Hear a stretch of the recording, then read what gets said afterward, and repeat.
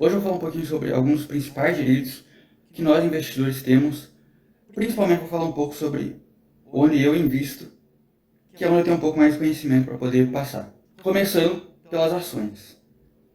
Os principais direitos que a gente tem nas ações é direito ao voto, desde que você tenha ações ordinárias. Basicamente as ações são divididas em ordinárias, preferenciais e unitárias. Todas as ações na Bolsa de Valores têm um código. E geralmente as ordinárias elas terminam em 3, que são as que dão direito ao voto. As preferenciais, que dão mais direito a dividendos, você tem preferência em receber dividendos, final 4. E as unitárias é a junção das duas, que geralmente é mais cara, e geralmente o final é 11. Você tem direito a dividendos, o que muita gente acha que a Bolsa de Valores é comprar na baixa e vender na alta e um risco gigantesco, mas as empresas geralmente pagam dividendos, elas têm um balanço de lucros e parte do lucro ela passa para os seus acionistas. Então você pode manter as ações, você não precisa ficar comprando e vendendo, você vai recebendo periodicamente, conforme o calendário de pagamento da empresa, você vai recebendo os proventos dela. Outro direito é o direito à informação. De tempo em tempo, as ações têm que passar relatórios para os acionistas sobre o balanço de lucro, prejuízos, gastos. Então é um relatório completo do semestre da empresa. Isso é importante, inclusive, para confiança no mercado, que a Bolsa de Valores não é uma aposta, não é o jogo do tigrinho, é um estudo. Você tem um balanço, você tem os dados da empresa, quanto ela lucrou.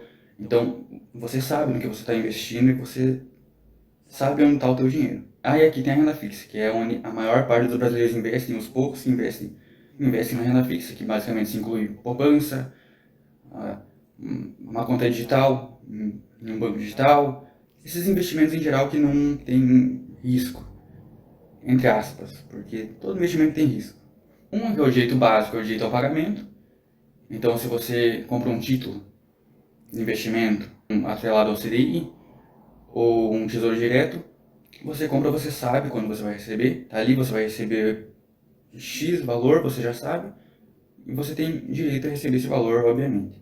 Outro direito que, como nas ações, você tem direito à informação. Basicamente, o emissor do título, tanto o tesouro direto, ou um CDI, algo ligado a um banco, eles têm que fornecer todas as informações dos possíveis riscos, porque é uma renda fixa, não é uma renda variável, que você tem os seus riscos ali, então eles têm que deixar bem claro, porque você está ali já investindo em renda fixa para não assumir certos riscos que na renda variável você assumiria. Aqui temos um dos meus investimentos favoritos, que são os fundos imobiliários, que também são encontrados na Bolsa de Valores, é renda variável, mas ele é um pouco menos volátil que as ações, porque se trata de imóveis, não são empresas exatamente. Tem a gestão ali, tem seus riscos também, porque é uma renda variável, mas ainda assim é um pouco mais seguro, tem muito menos volatilidade. Basicamente são imóveis, são fundos que investem em imóveis, por exemplo, galpões, shoppings, e eles recebem aluguéis. Eles alugam os seus imóveis, recebem aluguéis.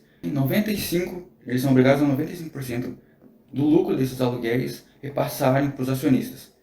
E esse valor ele vem sem descontar o imposto de renda. Depois, obviamente, quando você for pagar o imposto de renda, você tem que declarar, mas ele vem limpo na conta. E geralmente é pago todo mês, então é recorrente, você compra um fundo esse mês que vem você vai receber parte dos aluguéis desse fundo imobiliário. Isso é muito bom principalmente para os investidores iniciantes, que vê o dinheiro caindo todo mês, então, como nas ações, a recorrência às vezes é trimestral, semestral, às vezes anual, e algumas nem pagam. Então, aqui, por ser mensal, você consegue ver o dinheiro entrando todo mês, então dá uma confiança um pouco maior. Então, aqui, como eu já tinha falado, os fundos imobiliários são obrigados a pagar 95% do lucro do resultado semestral.